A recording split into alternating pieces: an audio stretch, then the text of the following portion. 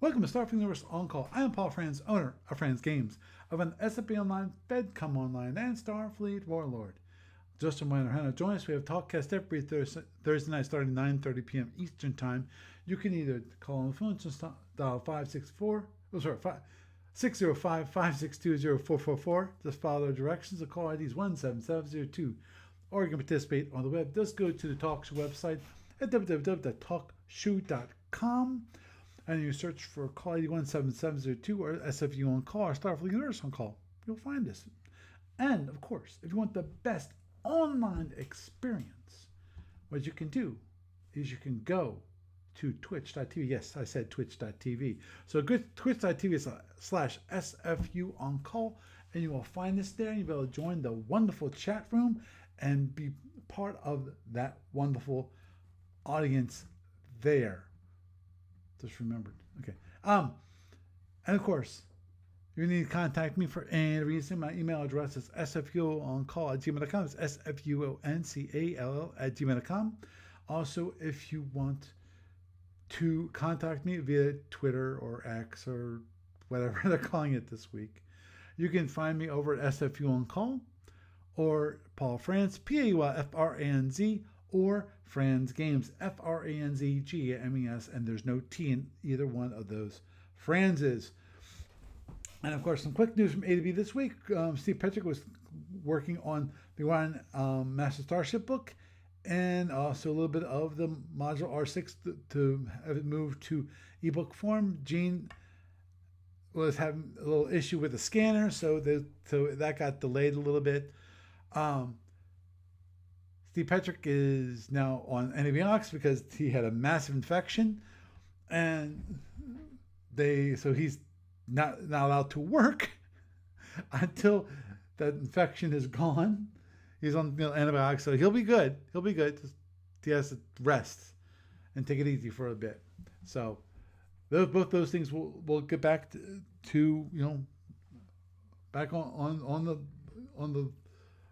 the road and go forward. And of course, this week in Found on the Online Store is F&E Tactical Operations 2021. It's currently $45, and that's for the hard copy of this book.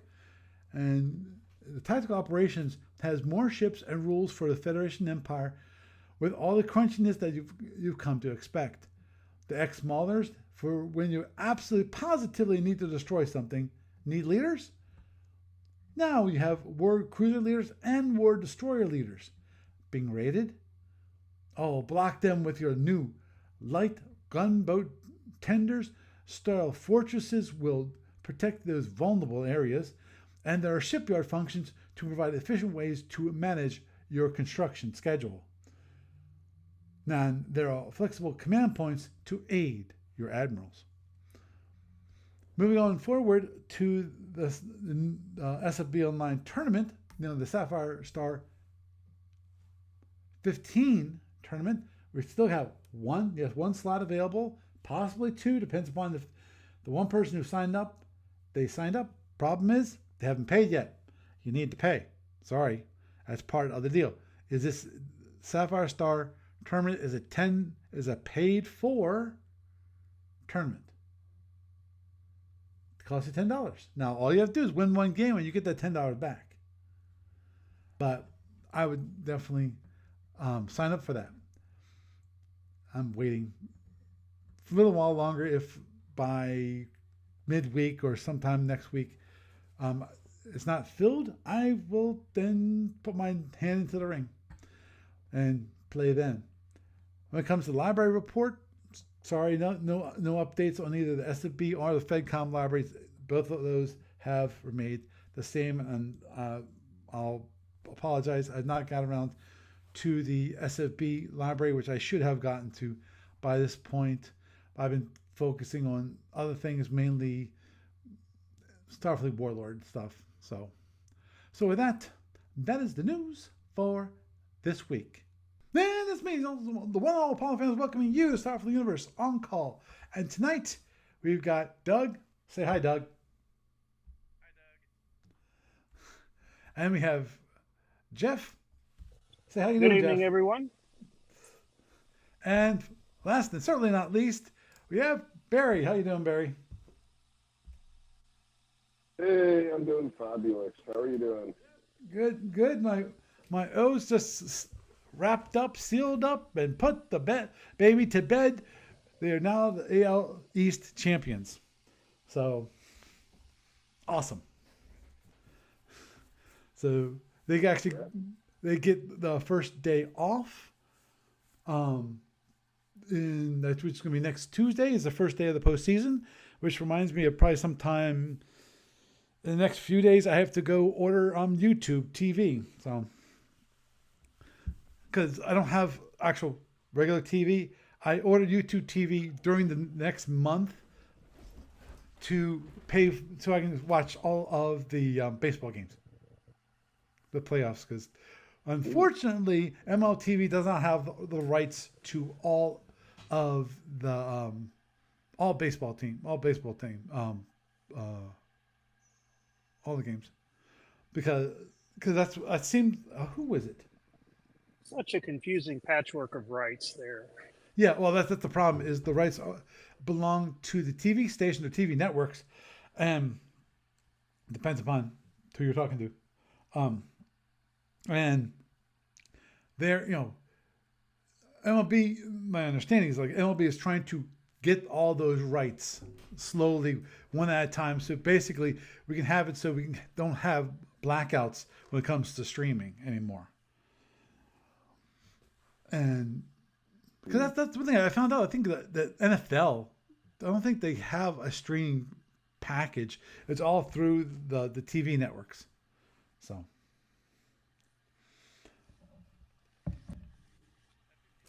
No. Well, I mean, yeah, I because one they have a streaming, but it's for outside the country. Yeah. And that has to do probably with the rights associated and tied up with NFL Sunday Ticket that was a staple of DirecTV for many years. Yeah, it's now bought by YouTube TV. Yeah. And I think it's being served by Amazon Prime. It's crazy. Oh, Amazon only has I think the Thursday night games, and the YouTube TV. I think I forget what they have. They bought the rights to something. I forget what. I think to be honest, I think that I don't remember. Whether it's, I think it might be Sunday night games. They bought it, got it out of from ESPN, I think. It's weird, but anyhow, so what were we talking about right before we started?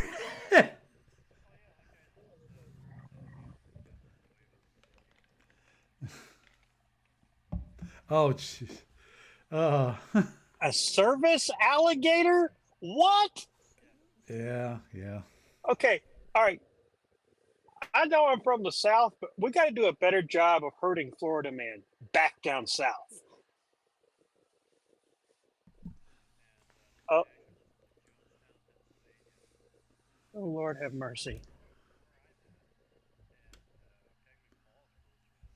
Yeah.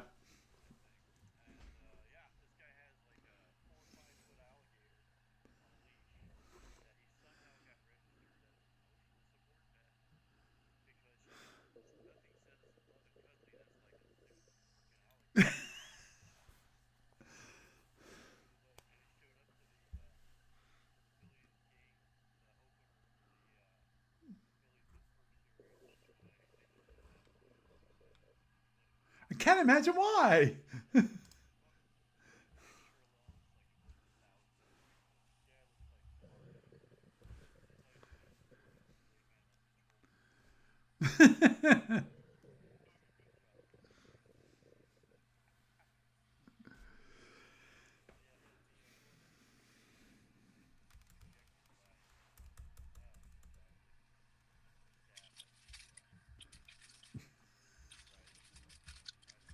Oh, those evil speciesists.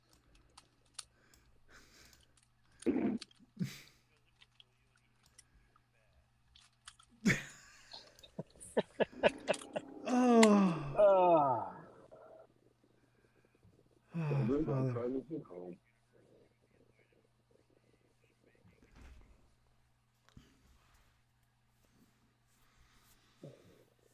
True. Yeah. With, On but the side anyhow, of the belts. yep. Um, the main topic for this evening was going to be the main topic last week, and that went out the window. Then, and for Patience Zero, I think it is his handle on YouTube. Don't worry, Gary's not going to be here. Well, he doesn't like Gary's voice. I'm not sure what it is. He just says it and just went, okay, fine, whatever. You know, he's gonna skip that one. I don't care. I actually love when Gary comes on, and especially because of his historical background. He knows so much about the SFU history. You know, the history of the different empires and so forth. And I really think that gives a greater sense of context when it comes to the game itself, because in some cases, I think it's really important to know the context of how the history basically was laid out and how things are in that history. You know, because come on, let's be honest here. ADB did their best to try to keep on selling product.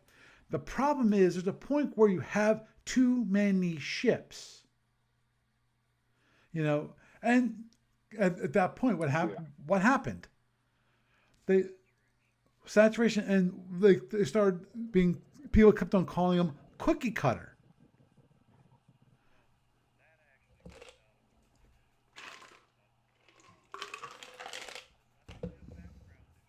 Oh, no. Right. Exactly.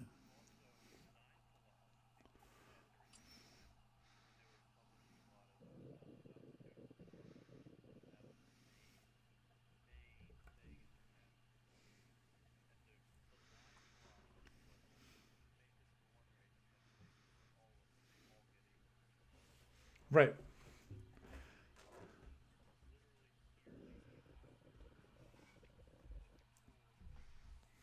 Oh, yeah.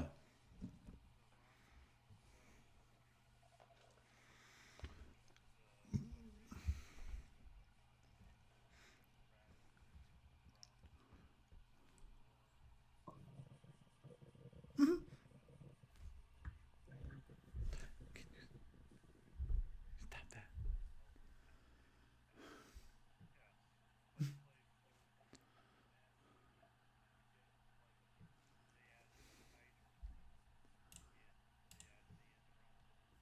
Right.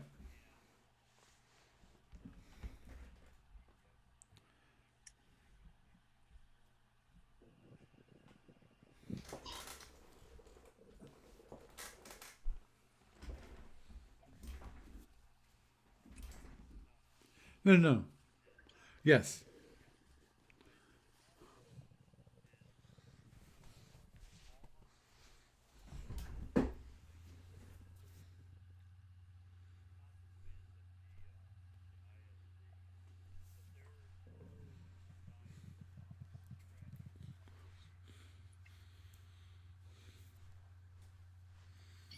One of the other issues you're talking about that plays right into this is the fact that they tried to turn around and fit the role of individual ships into a set box, if you will. Everybody has a frigate, everybody has a Right. destroyer, everybody has a cruiser, a battle cruiser, a dreadnought, battleship. And the thing is that with the Zenti, the Federation, and to a lesser extent the Gorn and the ISC, all of these things fit congruently around. The Klingons do too, but they don't call them the usual things. Right. And then you have the hydrants, which just throw everything out.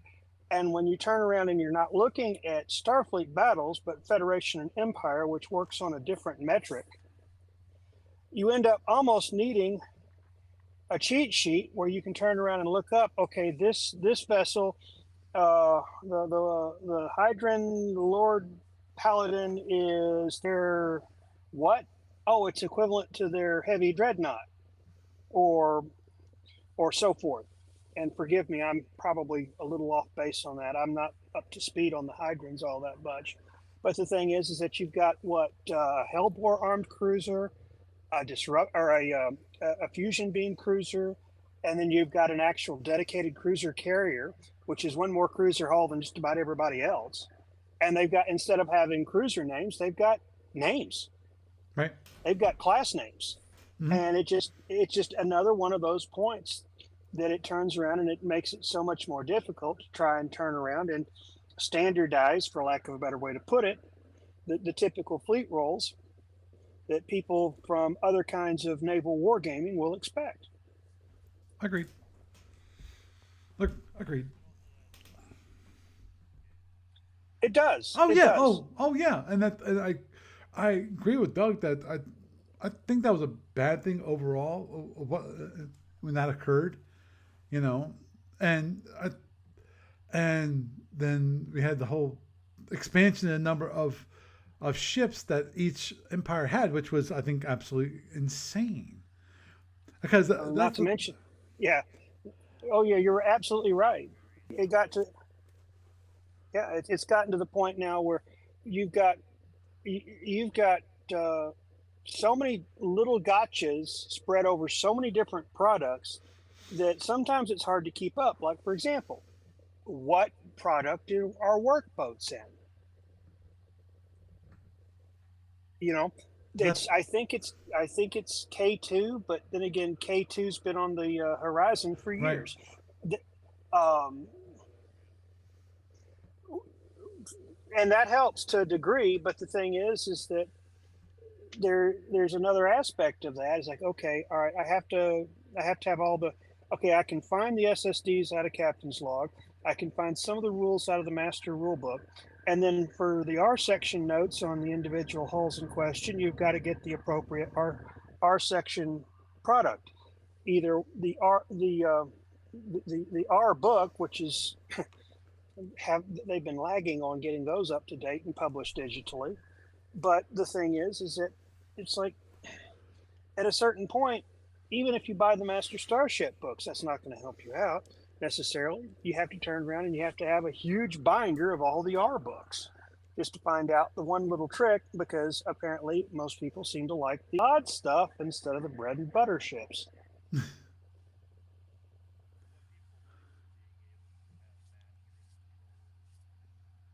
This is true.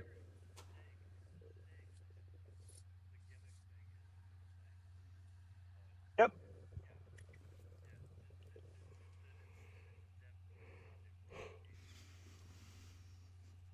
I have on more than one occasion thought about encouraging, pleading, outright begging that when they come up with the Battle Force 550 for 56, Captain's Log 56, they put product restrictions on the force.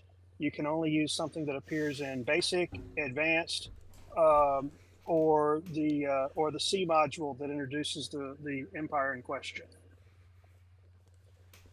So that it's more likely that people who don't have a quote unquote full set will be able to find themselves able to play the scenario. But that's just, yeah, that's true. Yeah, well, to me, the biggest issue right now with the double nickel is, of course, the battle force for the FedCom, which was who they get matched up with? A Klingon with fighters, which aren't even released yet. So it's like, and you're supposed to come up with tactics against fighters in FedCom, where we have no T-bombs. We have we don't have some of the nice little toys that make it easier to deal with fighters, at least for Andromedans anyway. Really? Yeah, it was kind of a nasty trick.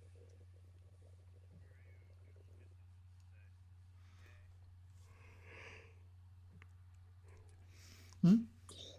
Well, But you've got enough, as I recall, you've got enough TR beams and phaser twos in the group that you put together, if memory mhm, serves, yep. that you could basically ignore the fighters, scream right on in at reasonably high speed, and pretty much turn the carrier into toast and just keep going.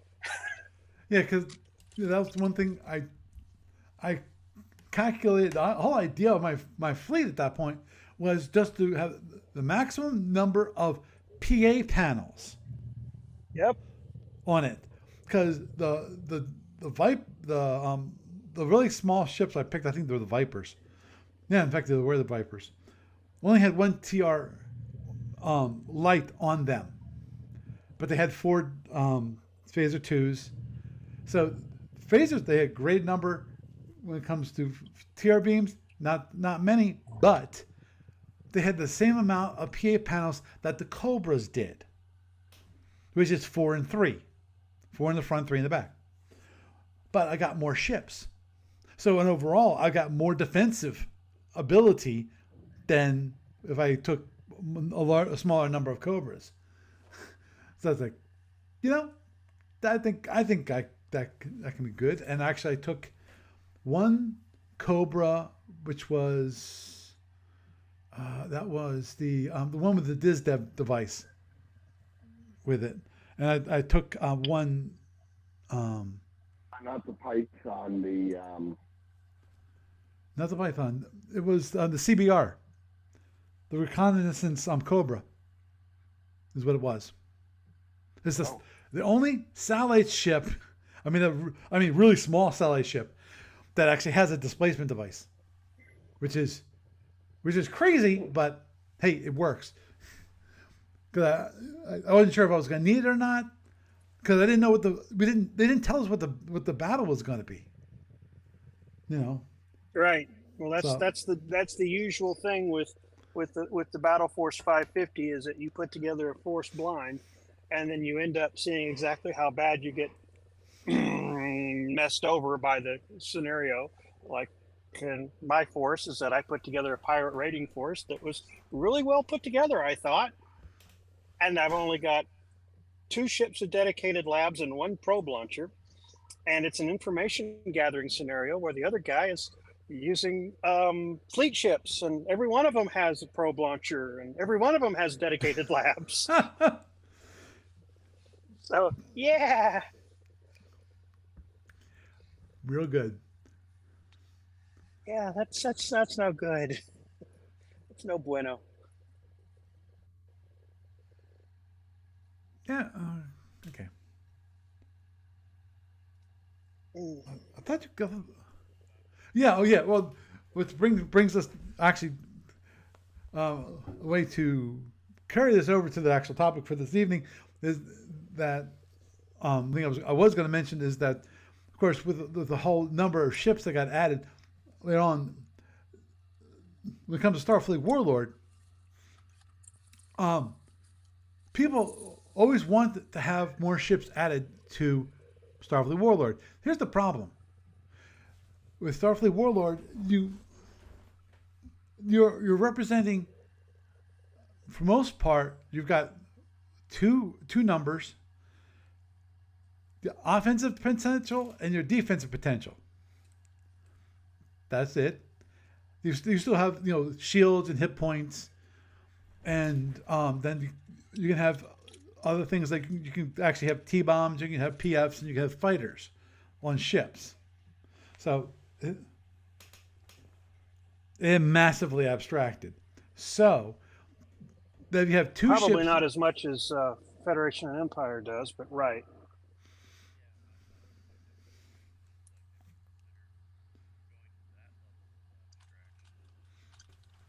No, but it's because that's the way Starfleet Warlord was built. And I believe more in how Starfleet Warlord has it set up with the actual expendables, the T bombs, the PFs, the fighters, actually added part of it, and also shields, hit points, things like that. that also take an important role in the actual rules. But the big thing there is that with all those variants, all those little tweaks here and there, if I represent every single ship, some things that are in Starfleet Warlord would be nullified. And that is that one of the things with Starfleet Warlord is that if you purchase a ship, let's say you purchase a CA, and if I allowed someone also to purchase like a CA plus, they might have a one, let's say they might have a one attack factor difference. Because the plus, well, it can access more firepower. But the difference is so little. But normally, if you purchase two of the same ship, you have a penalty. You get a 10% penalty for buying another ship of exactly the same type. So now you've gotten rid of that 10% penalty. And so you just, I don't know, ask Bruce Graw. He's the original designer of this game. Probably to keep somebody from turning around and buying one dreadnought and 400 frigates. Yeah, because there is no control. There's no command and control with the fleets. This mob rules. So,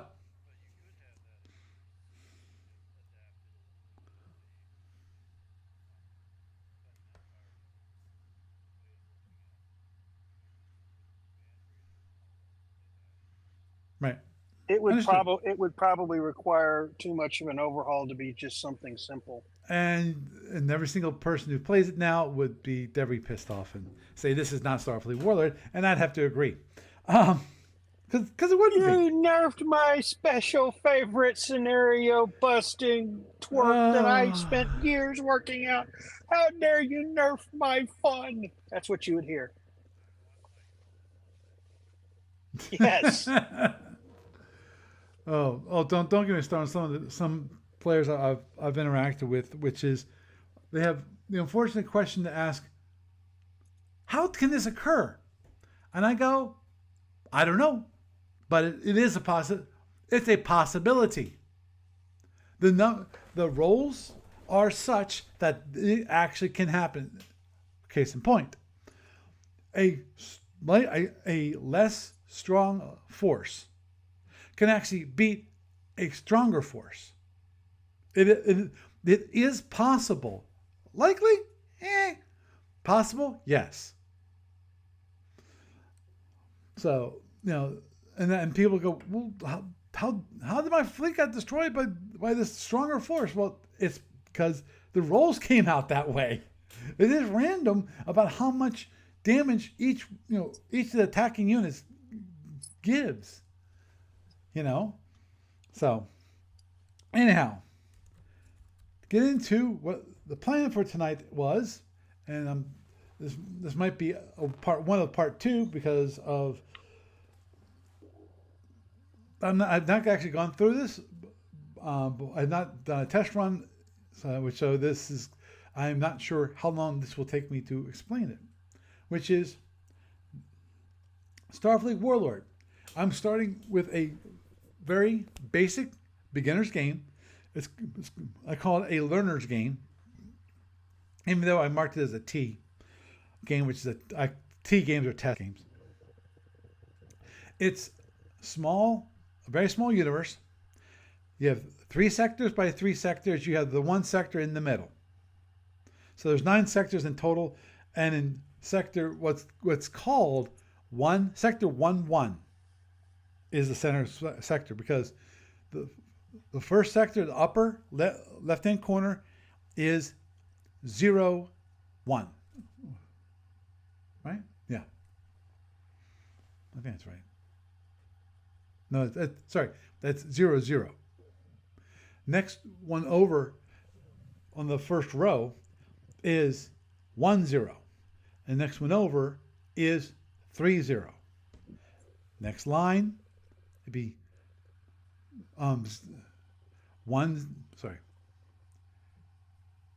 0, 1, then 1, 1, then 1, 2. 2, 1. Because it's X is the first number, Y is the second number. So what I've shown on the screen is basically it is the default build for a game, which is purchase one warp gate, one police cruiser, one free trader, one I forgot the volume PR is something. Then we have a civilian light, a small freighter. Then we have a hydrant scout, a LDR police scout. Then we have a Win AMS. I forget what that is. Then we have Orion Slaver and a Klingon E3. That's by default. That's deemed a good beginning round. Now this starts with Y164. Now AMS, that sounds like an auxiliary minesweeper. that might be it. Hey guys, I'm gonna go to sleep now. Okay. That's fine, Barry. You have a good night. Sorry. Good night, Barry. Good night. So, just like F&E, Starfleet Warlord basically has the ships that are available for purchase per year. They have a beginning year, which they are now available for you to purchase. Now, real quick background of Starfleet Warlord when it comes to setting, as they say, setting the scene. And that is the Starfleet Warlord is in the Greater Metallurgic Cloud. This is way back. Way in the future. It's I forget. This thing's supposed to be like Y2030. I think it is something like that. And what you're doing is you're a corporation who wants to exploit the Greater Metallurgic Cloud by gathering resources, including people, dilithium crystals, and the like, and ore. And you want to build up your corporation, and one way you need to purchase ships, and ships are actually delivered. They're not. You don't make them at bases. You have them delivered. Now, there's only home office. You can deliver your ships to your home office, which is basically it's a planet or whatever. It's what's called a major site located in your home sector. And you can have the ships delivered there, or if you purchase warp gates, which is what I'm doing as part of my initial orders, and actually I'm pretty sure I set this up as a standard game, which means that it also will be. I think it should also give me a second warp gate by default. And the idea of that is so that you can actually have ships delivered away from your home office. So you don't have to have everything delivered to your home office and then have the ships go fan out from your home office. Yeah, the beginning build starts at your home office. But, later on after you get Zooks, excuse me. After you have the warp gates, bought and delivered to home office, and you can actually buy them later on too. But then you can move those to either farther away in your home sector or into other sectors around you. The idea being is that you can deliver them closer to where you need them to be, because usually the first goal of the game is to capture your local sector, meaning go and get and actually take control of every single of the major sites. After you take control of the major sites, they're like planets, gas giants,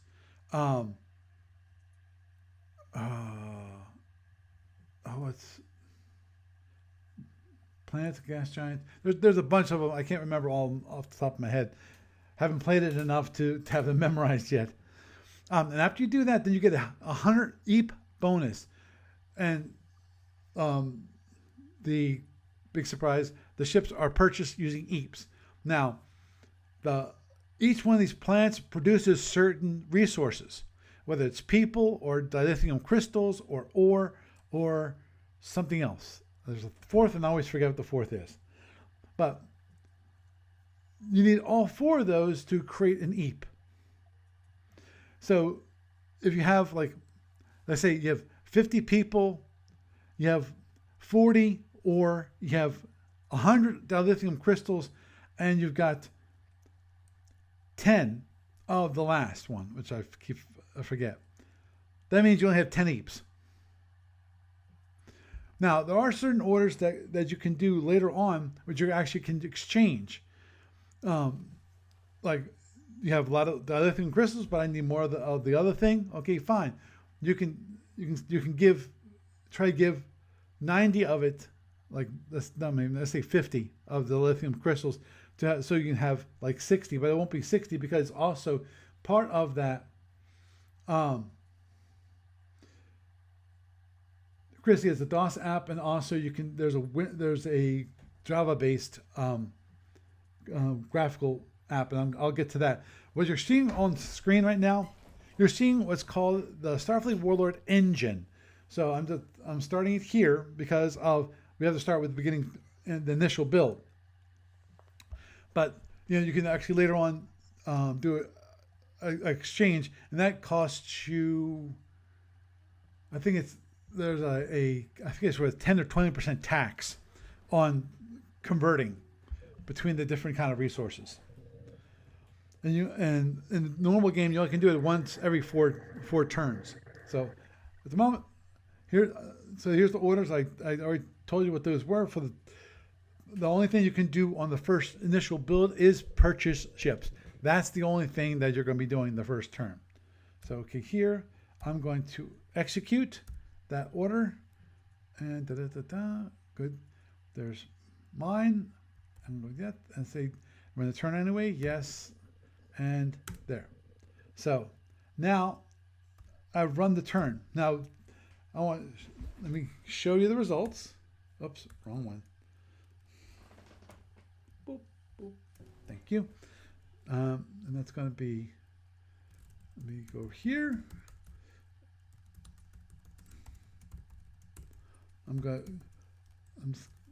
This is stuff that you guys, most people don't see. And that is what I do to have it so that the turns look nice and pretty.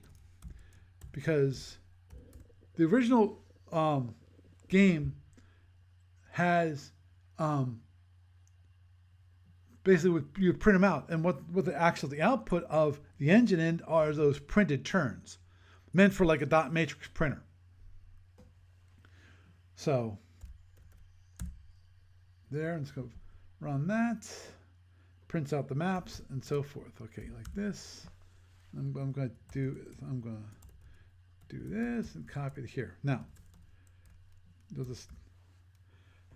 these are different things. Let me bring up orders. What happens is when you get your turn, you'll get these 3 different PDFs. And also give you a text file. The text file is actually also used for the actual email itself. So in here, you'll see that, okay, we got 2 warp gates because I was already given one to start off the game. And then here's all the ones I purchased. And each unit has a different speed. Warp gates can move twice a turn. When it comes to the police, that can move 1, 2, 3, 4, 5 every turn. And then, of course, the free trader can move 6. So it's very fast, so it can move very often. Then down here, you have what's called extra orders. Extra orders are like one of those things, of course, is purchase ships. you also can buy different things. You can buy drones. You can buy fighters. You can buy PFs. Now, obviously, just like Starfleet battles, PFs aren't available until Y1. I want to say Y184, but I'm pretty sure it's Y180 is when they're made available for actually. Interceptors come in at 180 and PFs proper come in at 84. Okay. I'm just forgetting if the Starfleet Warlord, if it allows you to purchase them as a Y180 and then assign them to a ship at that point or not. I forget. Your names are obviously automatically generated for them. Some of these are some of the original playtesters for Starfleet Warlord. I'm willing to bet Christine was one. Masterson was probably another one. Gandolfi, possibly another one. I don't know theirs, but I just heard from one of the original play testers, Roger Reardon, who actually I think his name is actually in here for one of the ships, because each kind of ship would get its own name assigned to it by default, and then it would be like, in case the police, it's Federation Police, so it's FPOL POL -1, which is number 1, and it's called Masterson -1. So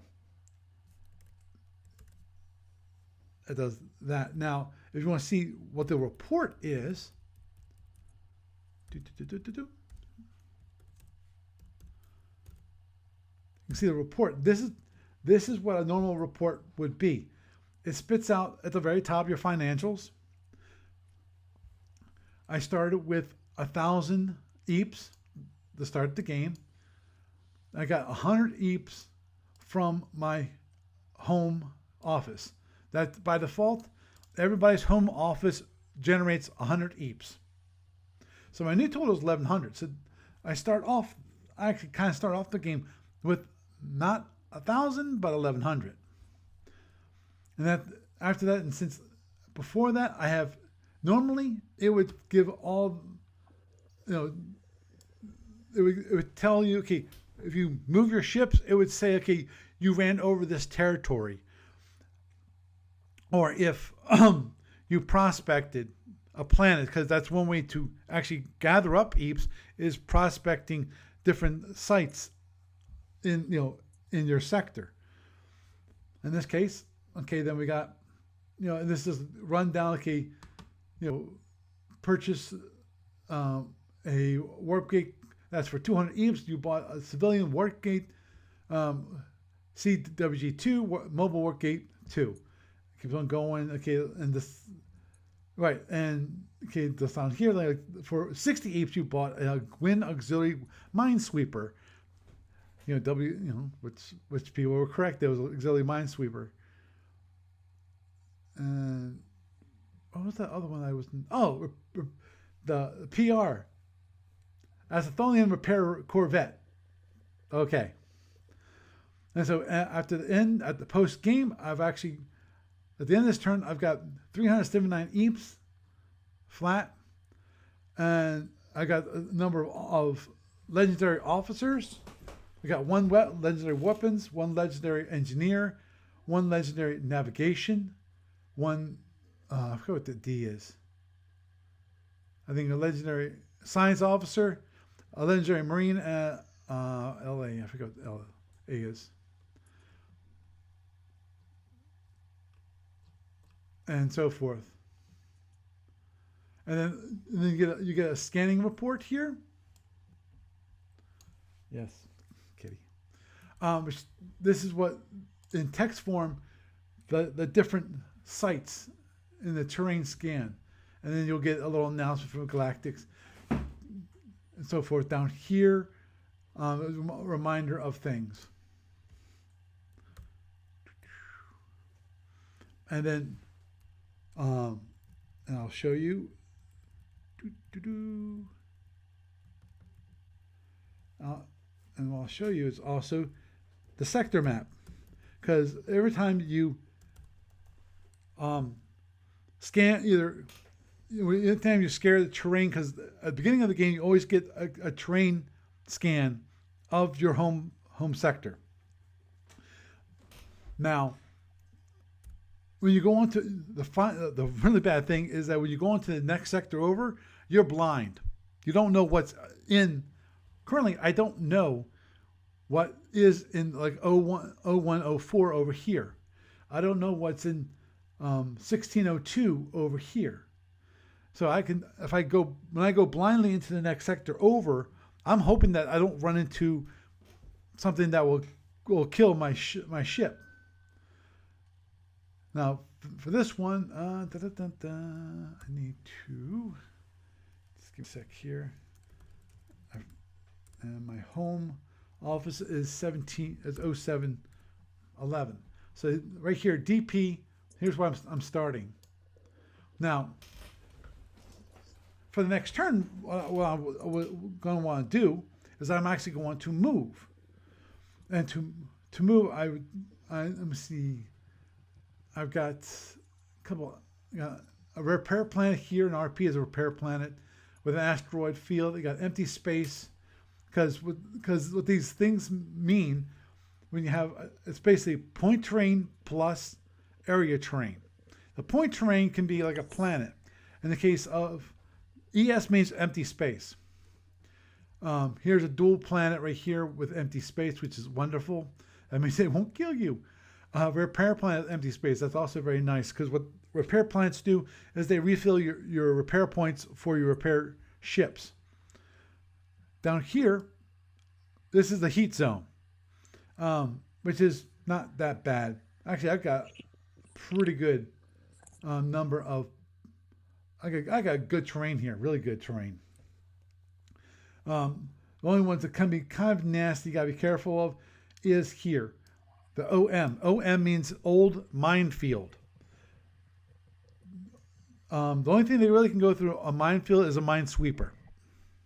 So you got to be careful about that, because otherwise you get blown up. And I'm actually fortunate in that I have no nebulas are overall pretty okay. You got the heat zones, and there's another one which is RZ. I forget what that is. Yeah, radiation. Thank you. Here's a CO, which is a comet. Another comet up here.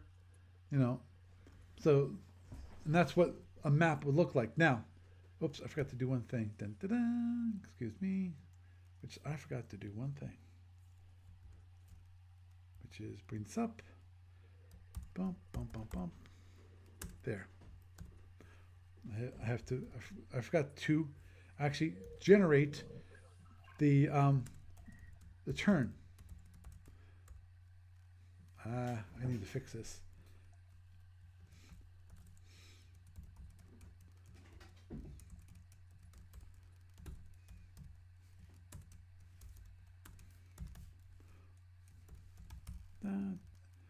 I have one thing I have not fixed, and I really should have fixed by now, which is boom.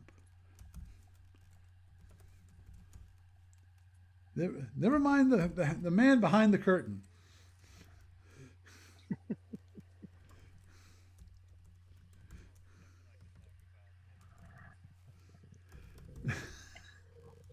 I was just thinking, how could we vocalize the Tholian equivalent of the Jeopardy theme?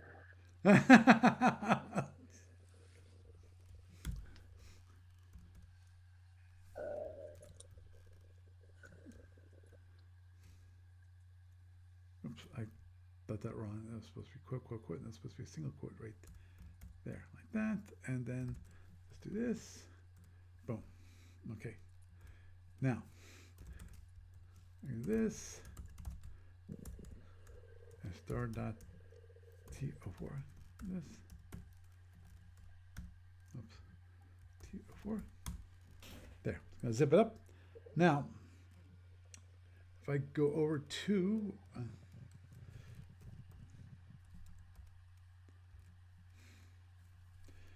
all I need to do is go open.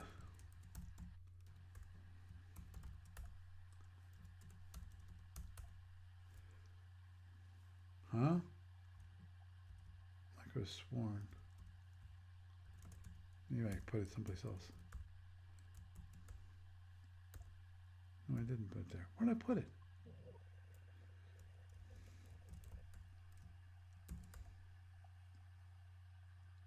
Well, come on.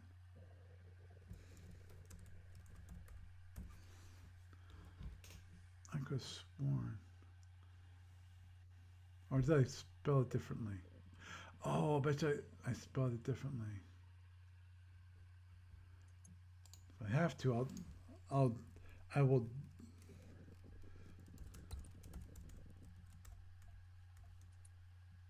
Nope. Okay, well, guess what, folks? Somehow I lost it. Okay, play by. And go here. Da, da, da, da, da.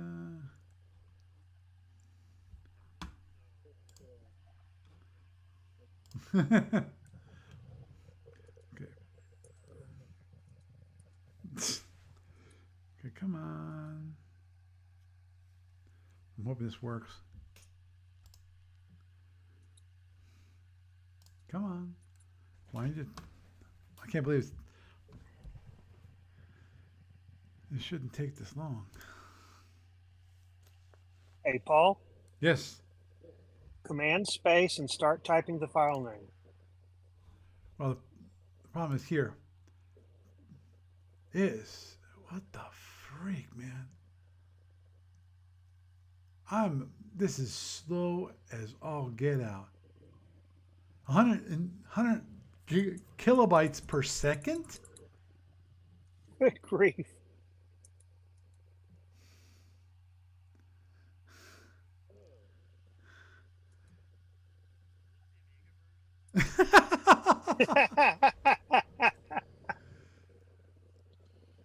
Oh, I know. This is the Commodore 64 version, and they're having to read it off of a 1541. Oh, crap. Okay, well, unfortunately, I don't have time to do this. So what I'm going to do is actually, I'm going to pause it here because this is going to take way longer, and I could have sworn on a stack of Bibles that I actually had it installed, which it might have been installed, and it got, when I upgraded yesterday, it got removed. I'm not sure why, but it's possible it got removed because it is kind of old. I have not signed it with the latest certificate of mine, which is something I probably should do is work on that. Boy, I'm just shocked that it is just, I mean, this is ridiculously slow. It should not be this slow. So that is the beginning of it. You know, okay, don't mind this. Okay, goodbye. Sorry that Microsoft decided, oh, we want to update Microsoft Word and Excel right now? No. And let's not get started on that at the moment, because at the moment it's broken, i.e., I can't update it. Every time I update it, it throws an error, and I have no clue what the cause is. You know, it doesn't show me an error that makes sense. It just says update error. Nope, no number, no nothing. That's the frustrating part. It doesn't give me an indication. Oh, there was a permission problem.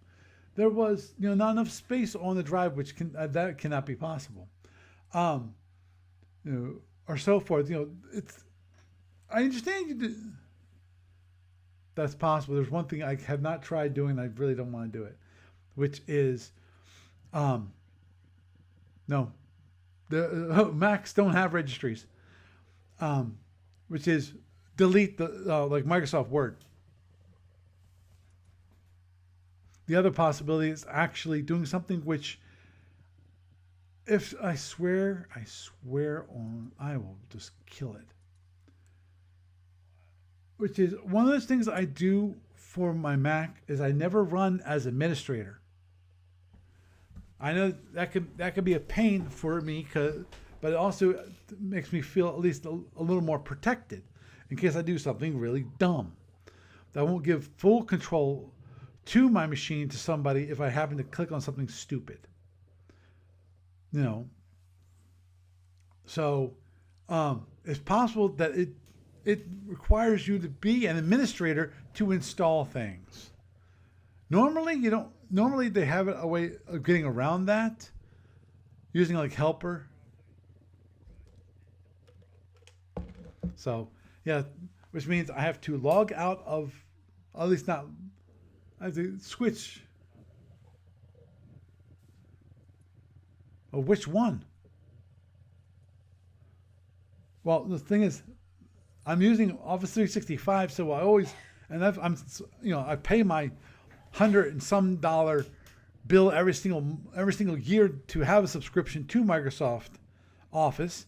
Number one. Number two, this is the MacBook Pro M1, which I just bought last year. So neither one are obsolete. So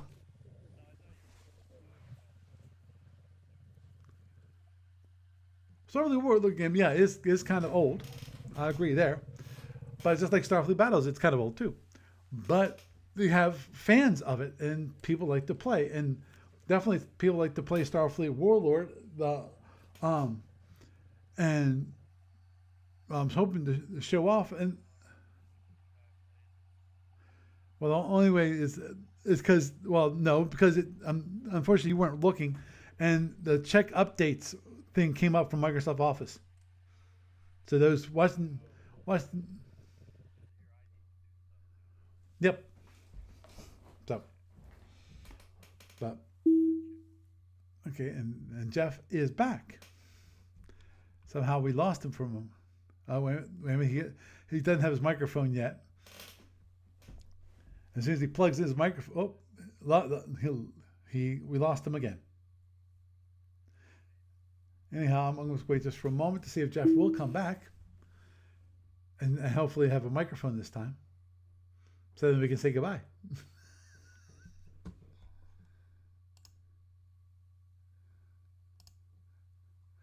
As soon as I can, Jeff. There's your mic. There you are, Good Jeff. night, everybody.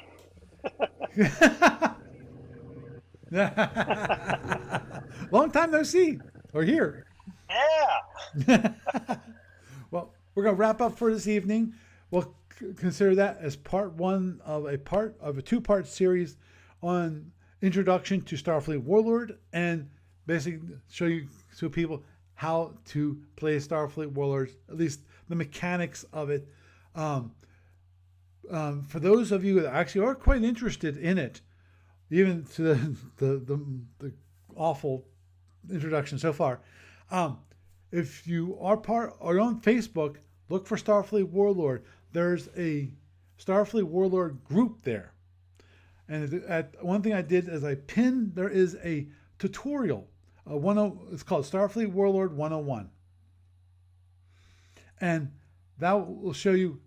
That gives you some tactical advice, some strategic advice, what you do and don't want to do when you're playing the game, but it doesn't show you the mechanics of it. But at the very least, you can find out a little more information that way. It's a great group of people, and if you want to, I'd be happy to have your lovely face join the Starfleet Warlord group. And on Facebook, that's assuming you're on Facebook and not have abandoned it like some people. So, oh geez, don't get me started. Chris knows he's mentioning the Apple II floppy drives were worse than the 1541s. The 1541s are pretty nice drives when it comes to the Commodore 1541 drives. So, I remember them. They were just bit banging it extra slow because they want to buy a UART. Yeah, that was the funny part about those Commodore 64 devices. They were called smart devices. Yeah. I forget why they were called smart. Because slow didn't make the grade with the marketing folks. Yeah, but come on. This was back in the 80s. I know, I had one. So speedy. There was no such thing as a really fast computer. You really, I mean, really. Okay, I will grant you that the 1541 was faster than the data set. And I Oh actually yeah. used cassettes for data storage, and it was a pain. The thing is that when you actually got to a machine that had a proper data bus to send things on through the digital pipes with, it was so much better. Understood. Okay. Well, Jeff, you have a good night. Good night, everybody. Doug, get well, and you have a good night. Welcome. So, started a nice little tutorial. Got to talk about a little bit about different things of the Empires of Starfleet battles, and some thoughts on the ships from of old to newer, anyway, and some of those things in the past that sometimes we'd rather forget. But anyhow, with that, I am Paul Franz, and I bid you a good night.